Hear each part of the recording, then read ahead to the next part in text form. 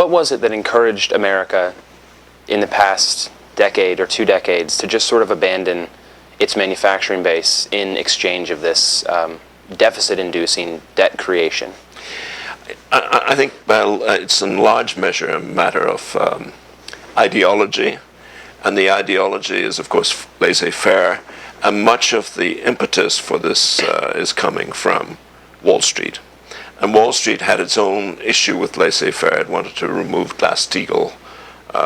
Which it did in 1999. Yeah, right, and Wall Street has wanted to have more and more freedom to create more and more exotic financial instruments.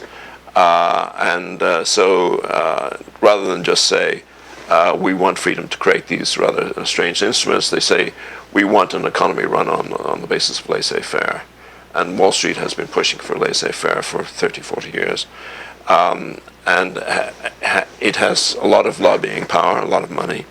And we have seen, therefore, the creation of a climate of opinion in which it's considered perfectly reasonable to leave everything to the market and to consider any intervention by government to be inappropriate and wasteful. Now, we hear a lot from both sides of the political spectrum about American exceptionalism, about the importance of having the government's hands away from regulation, reform, and the creation of any sort of infrastructure about our financial system. But what is it like in other major developed economies? Do they have this sort of tug of war between regulation and deregulation? And which side is winning? I think that in any economic setup there are pluses and minuses. If you are a partisan, you can say point to all the pluses, and or point to all the minuses, depending on what your agenda is. In reality, we're dealing with shades of grey. Other economies have problems deciding how much government intervention they should have in their economies. But on the other hand, I think that as a general proposition, America's major competitors are doing better than the United States. In what way are they doing better?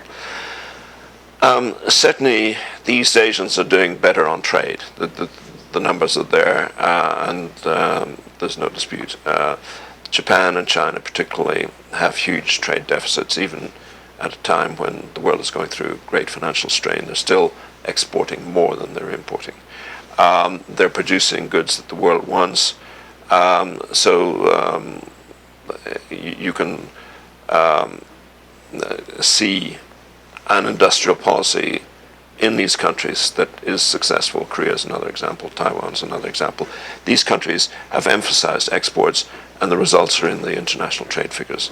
Germany is another example. The Germans also are interested in exports and interested in pegging their fortune to a strong international trade position, and lo and behold, they've succeeded. They have the second largest surplus now after China. Wake up, America! Open up your eyes! Wake up, America! Wake up!